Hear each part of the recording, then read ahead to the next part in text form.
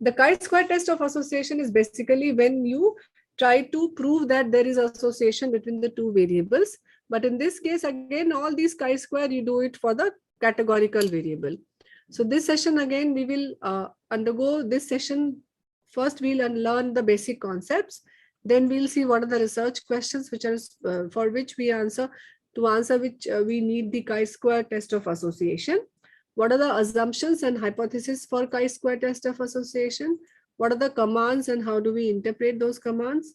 And at the last, the summary of all the commands. So like if the research question is, if I want to know that there is any association between gender and diabetes status, like gender can be categorized as male and female, and the diabetes as a presence or absence of diabetes. In that case, let's see this hypothetical example. In this case, okay, count, I will again, so should I explain the count again once again? Okay, if it is that the case, then I'll go back to this. Maybe I will refresh this. So I will go to this frequency, this goodness of fit. In this goodness of it, the first was the severity. So disease severity I have entered here. If you don't write anything here, it will take the equal proportion. But it is given to me in the question that 70% are asymptomatic. So I'll enter 70% here, 20% are moderate, and 10% are severe. So 10% you have entered this, and now if you check this expected count.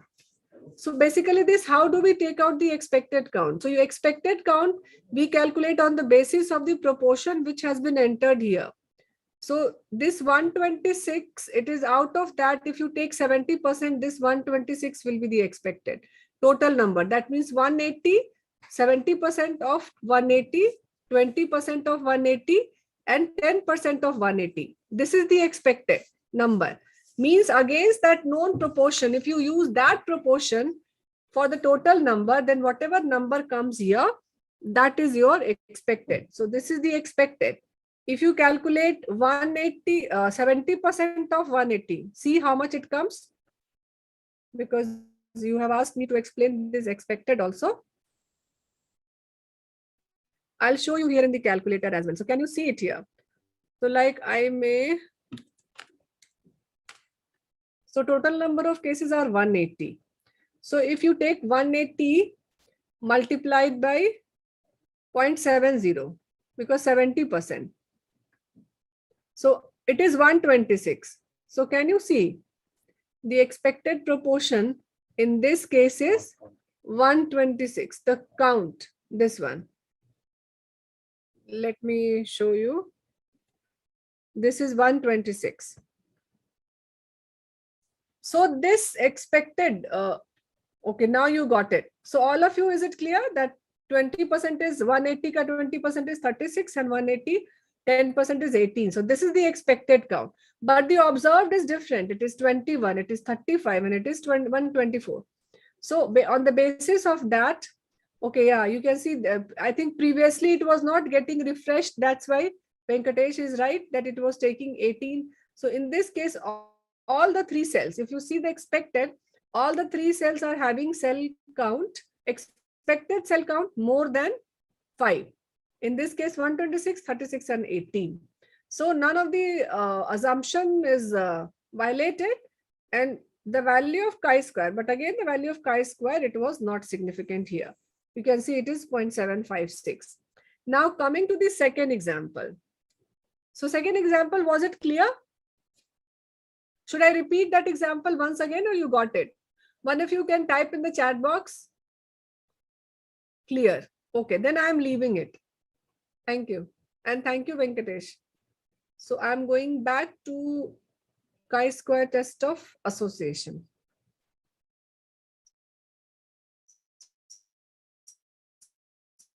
So I was here. So you assume these all samples to be a part of your study sample. I have conducted a study and I have asked only 2 questions from these study subjects, like what is your gender and are you a diabetic or not? So I have collected the data and I have made a contingency table. Now, what is this contingency table? It is a cross table, which is also known as the cross tab or a two-way table. It's an arrangement where the data is classified according to the 2 categorical variable. So there is a 2 by 2 contingency table. In this case, you have got 2 categories of each of these variable, diabetes as no and yes, and male as gender as a male and female. So this is the 2 by 2 contingency table. If you take one category having 3 levels, like in this case, you can see BMI has got 3 levels. So that will be like, and the diabetes 2. So it will be a 3 by 2 category. And this is known as the 3 by 2 contingency table. So just ponder on this slide for a few seconds. You can see there are 3 case scenarios. And now tell me, even if you don't apply any statistical test, can you say that in which case there will be association, there is a slight possibility, or there is no possibility at all?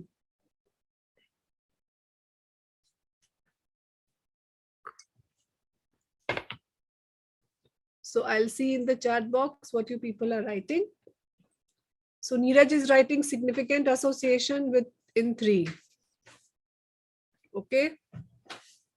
3 possible. What about 1 and 2? Nidhi is also writing 3 significant. 2 slight possibility. Viral is writing. Okay. 1 not possible. Yes. So you are right. Santosh is writing 2 and 3. So yes, you are right. If you see this, first is there it seems that there is no association. Second, there can be some possibility. And third, it seems that there is a definite possibility.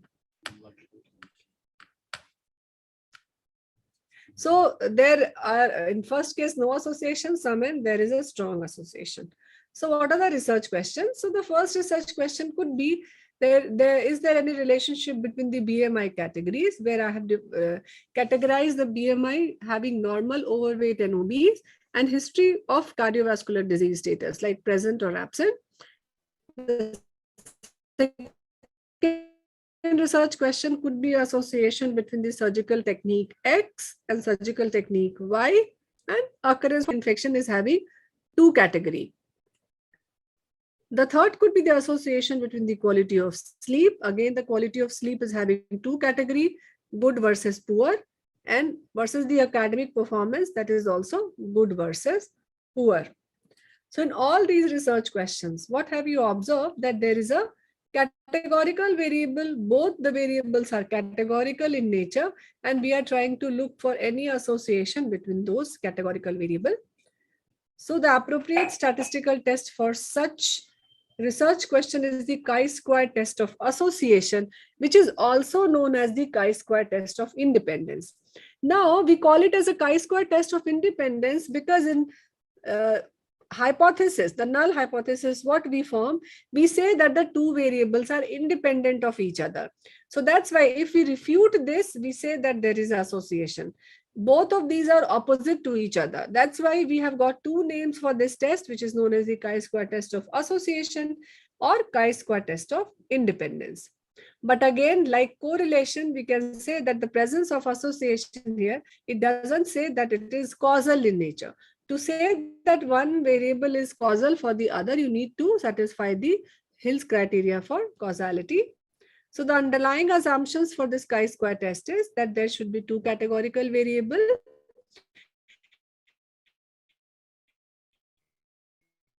There can be 2 or more levels for each of these categorical variables was having more than 2 categories.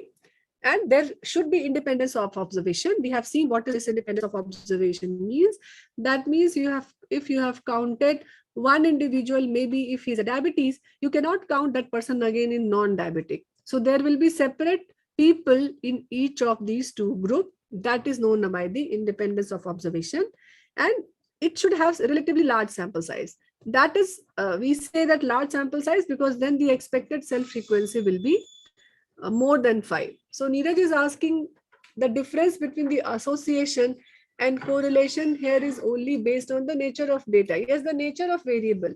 So in one case here, you can see that the both variables are categorical in nature. Whereas there in case of a correlation, the both variables were continuous in nature. Otherwise, both are test of association. Yes, there is more to it. More is only in that sense. In both the case, we have got a effect size. The correlation, the effect size is the value of correlation coefficient itself.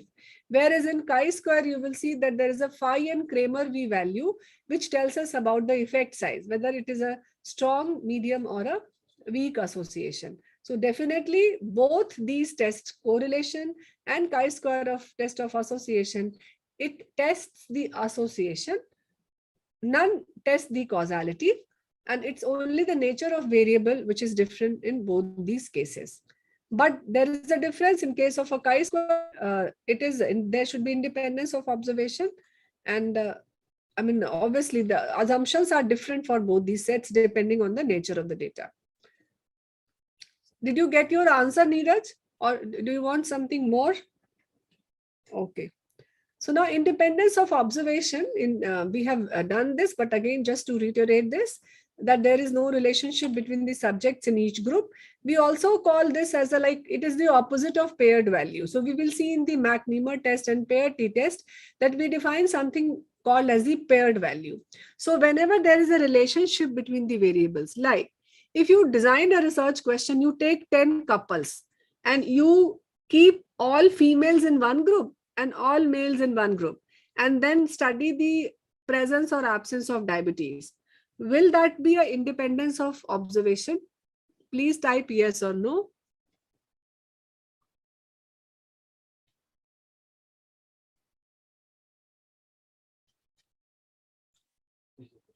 So question I'll repeat once again.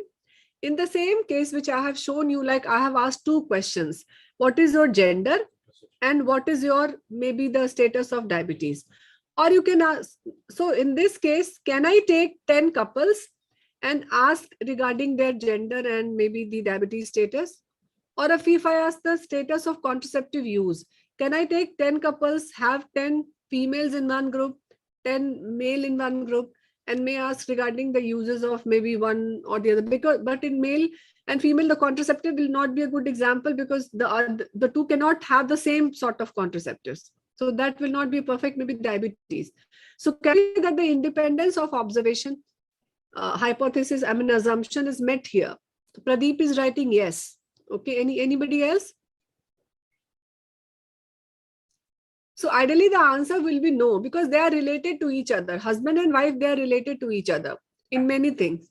So that's why you cannot keep all male in one group and all female in one group and say that no, these many are diabetic and these many are not. Maybe the history of cardiovascular disease, because many diseases that are dependent on lifestyle. And if the two people are living together, then there is a observation will not be independent. That's why we say that the two person in each group should not be related to each other. Neither they should be husband and wife, nor they should be twins. There can be twin pair in one group, like one brother in one and the second in the other group. So yes, Neeraj, that is right. We cannot test this assumption through statistics. Through SPSS or through Jamovi, there is no objective way to test this. This is a study design issue. So when you are recruiting the individual, then you have to take care of these things. So this is a study design issue. This you cannot check over the Jamovi or SPSS, right? This is a study design issue, and you should ensure this while you are designing the study. You should ensure that you have used this independence of observation concept while you are recruiting the individuals. Is that right to all of you, or should I repeat this concept once again, or is it clear? One of you can say yes or no.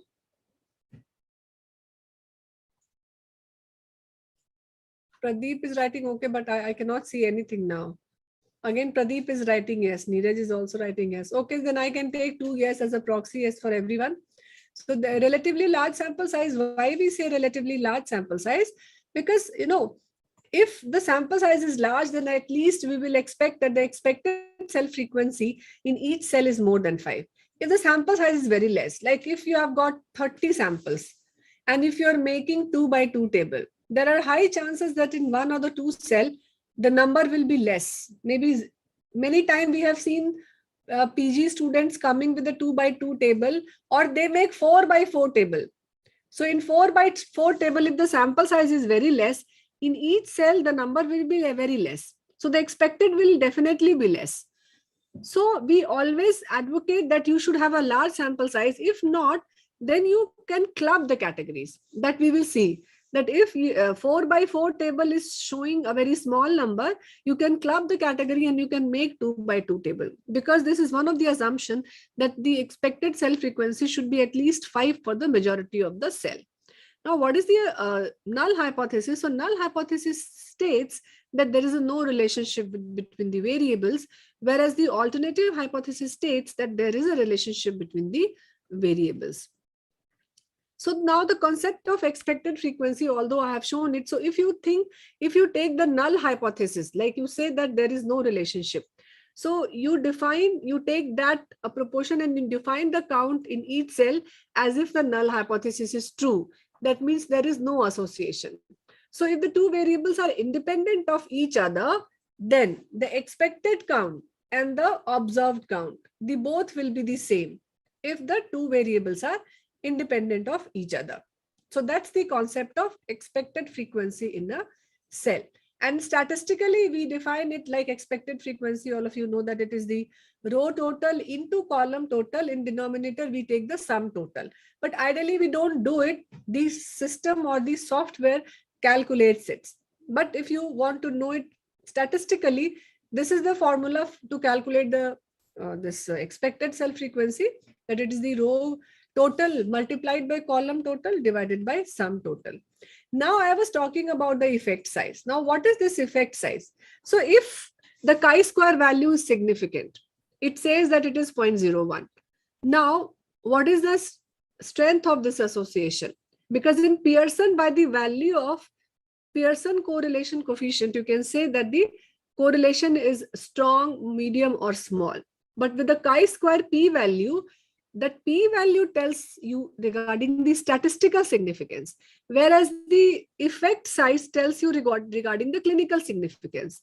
Because if you increase the sample size very much, then definitely, even if something is clinically not significant, it will become significant. But the statistical significance has some value in clinical significance? So that answer we can give by the effect size. So effect size tells you how clinical that significant statistical significance is. That means effect size tells you clinically how should we go about it. So if in the chi-square, the value of phi and Kramer V. So here you will say the value of Kramer V because phi is there only for 2 by 2 table. Kramer V can be there for both 2 by 2, 2 by 3 and 2 by n by C table. So if the value of this Kramer V is 0.1, we call it as a small effect size. If the value of this strength of association or this Kramer V is 0.3, we call it as a medium. And if it is 0.5, we call it as a large. Now let's see how to do this. So this is the data set and maybe I will show you the question. So this was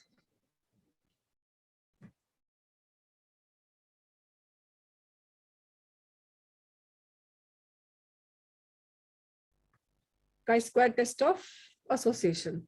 So this is the first question.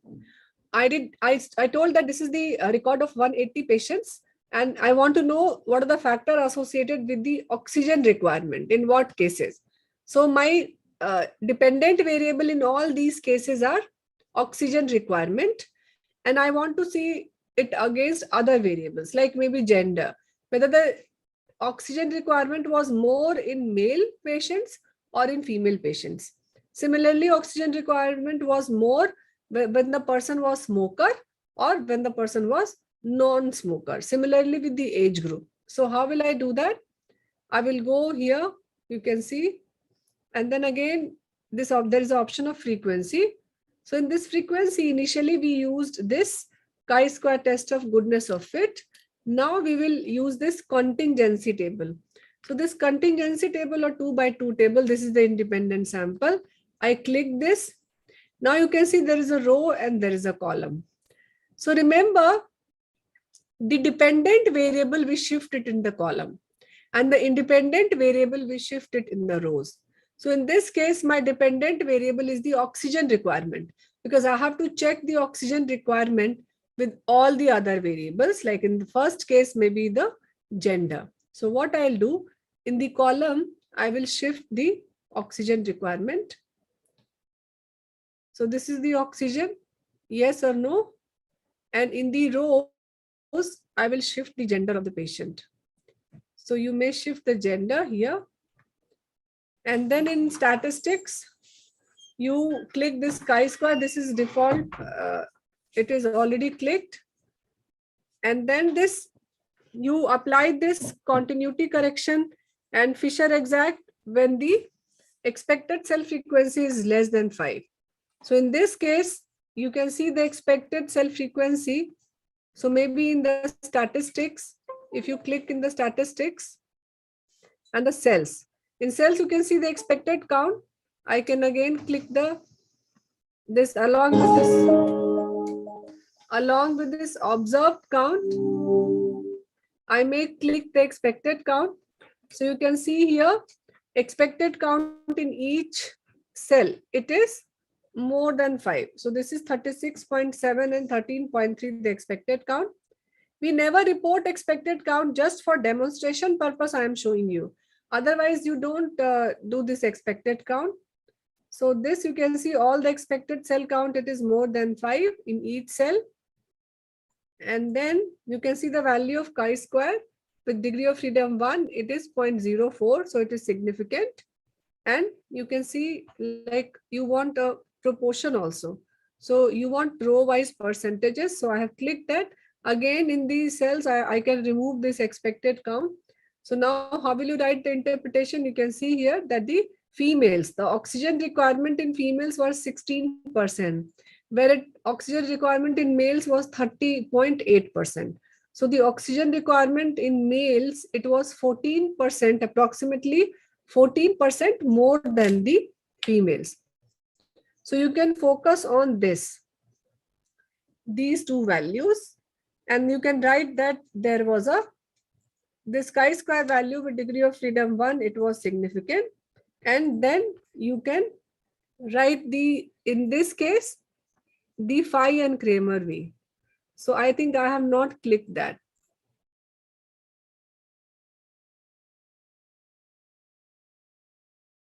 So this, I think it comes.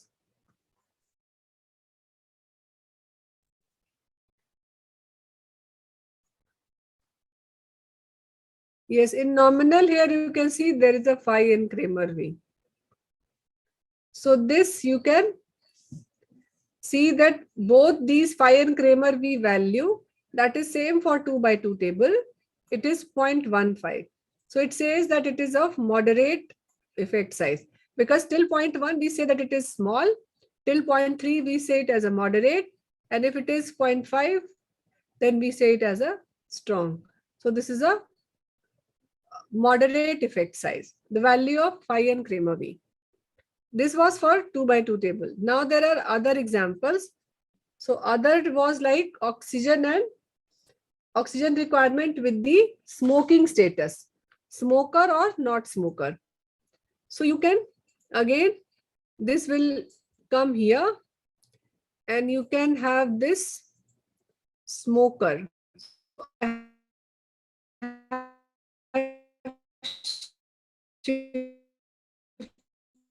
the smoker here. So you can see any. So Neeraj is writing, we never use observed count for this condition. We always use observed count, Neeraj. Expected count for this, yes, for the expected Like for assumption, we never use observed count. If you mean by this question by that. For assumption, we always use the expected count, not the observed count. Because we say that the null hypothesis, what is the, yeah. So for that's why many a times we also like make a mistake. Whenever we see a 2 by 2 table, we say that the number is less than 5. But no, if you have to go by the expected cell count, it is not the observed count which is important. The assumption is that the, yes, many people do that, what you are writing in the chi-square. So it is the expected cell frequency, not the observed. You are right. For observed count, you don't test for any assumption. That is the expected count. That's why you should click the expected and you should check the expected count. And if it is more than 5, definitely you should write that all the cells were having expected cell frequency more than 5. That should be the one assumption which you should write in 2 by 2 table. Yes, you are right, Neeraj. So this is one. In this case, you can see here that the value in smoker and non-smoker. So how will I interpret it? You can again go and check for the observed and expected count as well. So this expected is like 89.5, 32.5, 42.5, and 15.5. So in all the cells, the expected cell count was more than 5. And then again, I will uncheck this because while you are giving it in the tabular format, you don't write expected. You only write the observed and the row-wise percentages. So you can see here that the people who were smokers, the oxygen requirement was less. And the people who were non-smoker, the oxygen requirement was more. So you can see here, we have to focus on these two. So 31.1% in non-smoker and 17.2% in the smoker. And then you can report the value of chi-square. It is significant. And you can report the value of phi and Kramer V. So that is there. So now coming to the third research question. So the third research question was, I have to check according to the age group. So maybe age category, I may enter here outcome. So total number of, so this is age group. So I'll enter this age group here. So it is 1, 2, and 3.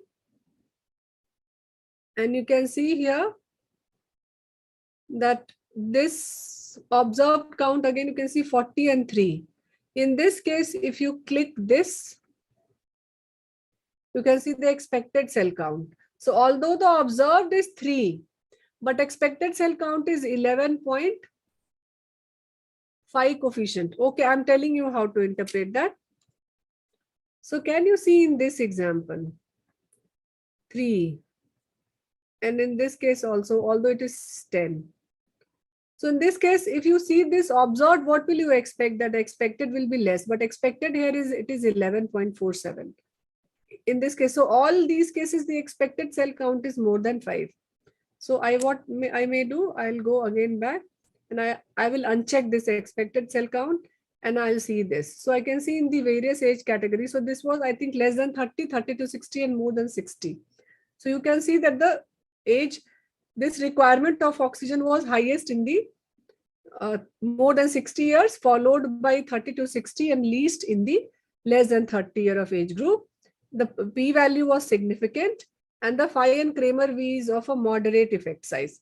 So now how to phrase the statement? So you can write it is of a moderate effect size and in the bracket you can write the value of Kramer V. I'll show the template where we have formed the result. It will be shared to you so that you can use this. Maybe this is the, for this was for the goodness of it. Maybe if you go by the chi-square. So this is the independent and dependent variable. So you can write here maybe the smoker. Here the dependent variable is the oxygen requirement. So present or absent. And in this case, you can write like smoking status.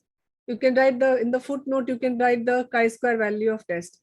And then again, a chi-square test of association was conducted between the smoking status and the oxygen requirement. All the expected cell frequencies were greater than 5. If not, then we have to click the Fisher exact test. And there was like a associated significant association or not. And there was a small or medium. So you can write like there was a small or medium or a strong association between the smoking status and the oxygen requirement. And in the bracket, you can write the value of phi and Kramer V. Okay. So Sumit is writing, is there any concept of post hoc? Yes, Sumit, that is there. In the SPSS, there is a concept of adjusted residual and standardized residual. So in SPSS, you have this concept of post hoc, but in Jamovi, this option is not there. So that's why maybe that post hoc is there whenever there is a 3/2 or n/c table. In 2/2, there is no concept of post hoc, but in case of a n/c table, there is a concept of post hoc, and that option is there in the SPSS. In this case, you can only look the percentages and you can decide like if it is larger or more, but again, there is no objective way to say that which of this cell is responsible for overall significance. That for that, I think this option, it might come later in the movie, but currently this option is not there. So how this phi and Kramer V strength of association is different from the univariate odds ratio? It is entirely different. Odds ratio tells you the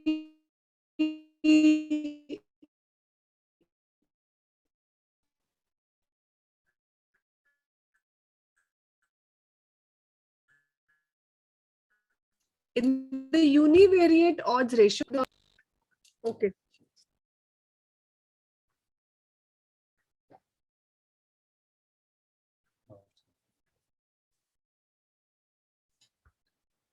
Yes. So am I audible now?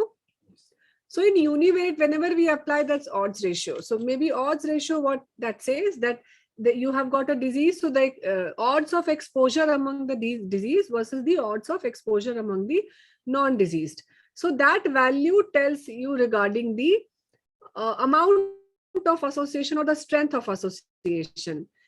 In this case, this strength is different from that strength, because for that you need a confidence interval also for the odds ratio. Even if the odds is 2 and if the confidence interval is less than 1, so you say that it is significance or not significant. That's odds ratio.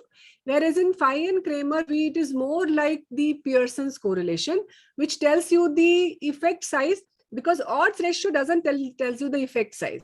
It's the maybe the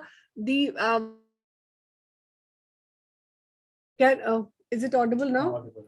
Okay. Generally, what happens, usually when the value of chi-square is significant and all the assumptions are met, then you should comment on the phi and Kramer V. If the value of chi-square is not, I mean, that significance level is not significant, there is no point commenting on the phi and Kramer V. Okay, that is a prerequisite, that the chi-square is significant. Then only you should comment on the phi and Kramer V, because that this value of chi-square, it tells you the statistical significance. So once you get the statistical significance, then you will comment on the effect size or the clinical significance, right? If the statistical significance is not there, then there is no point conveying the, because that means that there is some, maybe there may be some sample size issue, but it's of no value commenting this effect size without having a significant value. So generally it occurs when there is an inadequate sample size. In that case, it might happen that the chi-square will be non-significant, but this phi and Kramer V will be significant. So in case of, you can say that when there is a less sample size, there will be strong correlation. The value might go up till 0.7, but it is not significant. It might happen. So that is because of the sample size issue, usually. Is it okay for all of you how to write the value and how to write the interpretation? Neeraj and all other people who are having any ambiguity in understanding this chi-square value of chi-square and the effect size. Okay. Then again, for the age group, so it depends number of variable, if it is 2 or more than 2, and depending on that, we may have the contingency table, and similarly, we may write our interpretation. So going back again to the Jamovi interface, the another was 3x3 category, where the oxygen requirement with the disease severity. So the oxygen requirement, maybe the total number of comorbidities. So what I'll do, if I double click this, this will appear. So I'll shift this back, oxygen requirement and number of comorbidities. So this is the comorbidity 1, 2, and 3, means no comorbidity 1 to 2 and more than 2. And let's see the oxygen requirement. So the oxygen requirement, you can see here that it is, if it is 28.3 in the more than 2 comorbidity, it is 24.2 in 1 to 2, and it is 27.7 in no comorbidity. So you can see it is approximately same percentages. It is ranging from 24% to 28%, and therefore you can see here that value of this chi-square is also less, and p-value is not significant, and the Kramer V also, it is 0.04. So obviously, if it is not significant, there is no point telling the value of Kramer V or the effect size, but that is one. Again, if you want to calculate it with the disease severity, then you can shift this here, and you can have this disease severity in the rows. So again, you can see like asymptomatic, mild, moderate, and severe. So you can see here it is 21, 37, and 38. Again, it is p-value is not significant, and this phi and Kramer V, it is 0.165. And you can report this 2x2 table. Obviously, you can see the in the statistics. You can in this cell, you can click on this expected count. Whenever there is more than 2x2 table, you can click on this expected count. You can see it is 25, 9, 33, 90, 15, and 5. So you can see this severity is borderline. Although we say that 80% of the cells, it is not that each cell. In this case, in severe category, you can see it is the 5.6, the expected cell frequency, but it is still more than 5. It is not less than 5. And we say that the 80% of the cells, so it is if it is a 9 by 9, so 80% of 9 by 9 you can calculate, and maybe that much 7 or 6 point something. So those many cells should have expected cell count more than 5. So this was regarding the chi-square test of association. Any question in chi-square test of association? Then otherwise I'll go to the chi-square test of two proportion. Any one of you having any questions in this?